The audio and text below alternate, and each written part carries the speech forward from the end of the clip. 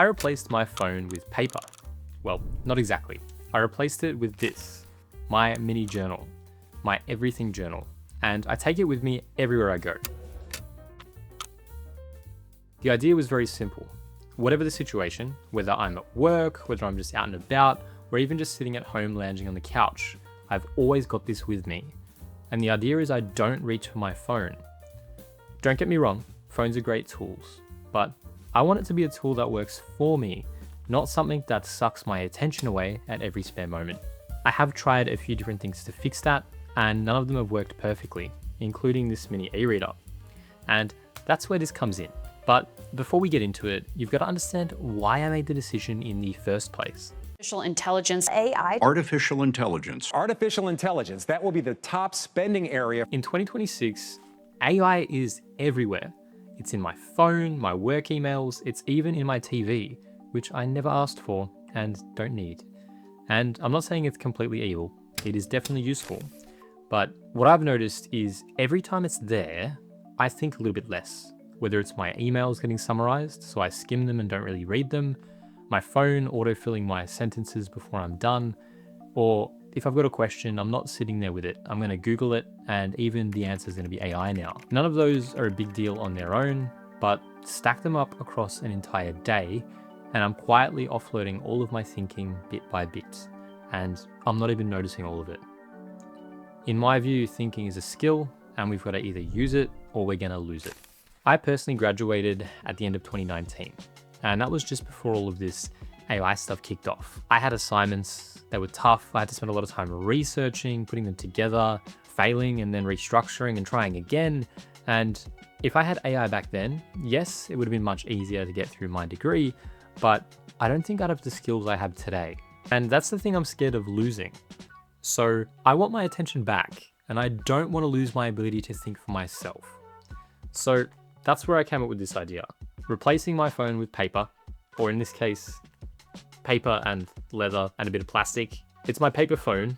This is my brain. Inside it, we've got my notes, my reflections, my to-do lists, my plans for this channel, my work aspirations, random quotes. It's got all sorts of things inside it. I've even got a section here at the front where I can send letters to my friends, like physical letters with like notes in them that I've written by hand. We've also got a mini e-reader inside, so entertainment's sorted, but those are all just features. The most important thing is what this actually does for me, and we're going to come back to that because that's the entire point. First, we're going to walk you through exactly how this works. For one, we've got this nice leather cover. Like I said, I carry this with me every single day, so I wanted it to be something that I enjoy holding and I enjoy having with me. You don't have to spend on a nice leather cover. That's not important. You can do this dirt cheap. The idea is exactly the same. On the first page, we've got this little section here. I've got a little photo in here now, but behind it, we've got some letters, and I'll show you those. They just sit in this pocket, but if I can get it out, this little letter, it's just an envelope with a piece of paper in it. But the idea is, I keep these on me whenever I need to give someone something. So I only keep a few, but if I have an event I need to go to, if I need to say thank you to someone, I'm going to give them a letter, handwritten for me. The other thing is we've got the memory book. Now, this one I'm not going to show you, this black one here. It's a nice little book. It's the nicest notebook I have in here. But this book is full of memories. Now, I don't mean small things here and there. I mean those big events, such as a important birthday, when we go out for a fancy dinner, or if we go overseas and try something. What I've done is I write some questions in there. I might stick the receipt in there or a Polaroid. And the idea is when I look back on this, it doesn't just have a random photo of the thing we did. It's got my thoughts, her thoughts, and more substance than what something else might have. When we move past the nice notebook we've got here, we move to the jank notebook. Now, the reason this is a jank notebook is because it's 99 cents. It didn't fit, I had to cut it to size, and that's fine by me because I don't want to spend all the money in the world. And this notebook, the jank one, is just for work. So looking into it now, I've just got some like deadlines, to-do lists for last week. I've got the things I want to improve on, just day-to-day notes and stuff in here, just work stuff. Moving on, we've got a little weekly calendar. I put it in as a sticky note. Right now, we've only got script and record journal video as a guide. Of course, that's what we're doing now. If we move on, we've got some business card slots that I'm not using, and then the mini e-reader page. This is really great because on the mini e-reader, of course, I've made a few videos on this. You can watch those above, but I can keep books such as what I'm reading now. I put transcripts on there from YouTube videos I wanted to watch and instead read them.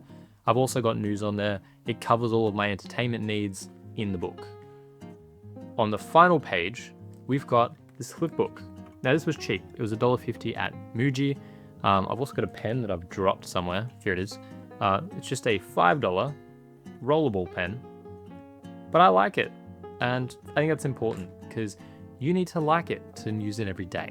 The little book here though, that's where everything goes. The stuff that's not important for the memory book, it's not work related, for the jank book.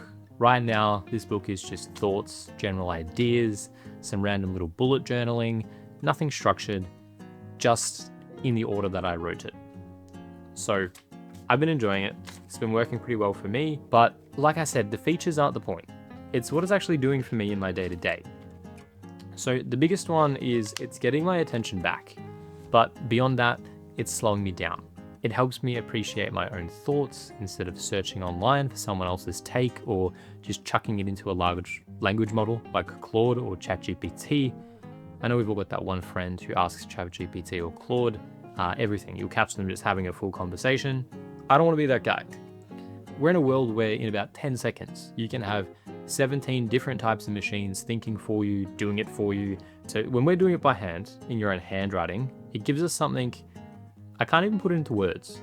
It's your own mess, it's your thought pattern, how you've worked something out, the order you wrote it in, it's yours. And that's something I don't want to lose. And I think it's something that's very important, even if you can't tangibly put a value on it. I can go back and look at some notes from the past and be like, what on earth were you thinking that day? Or, that's a great point.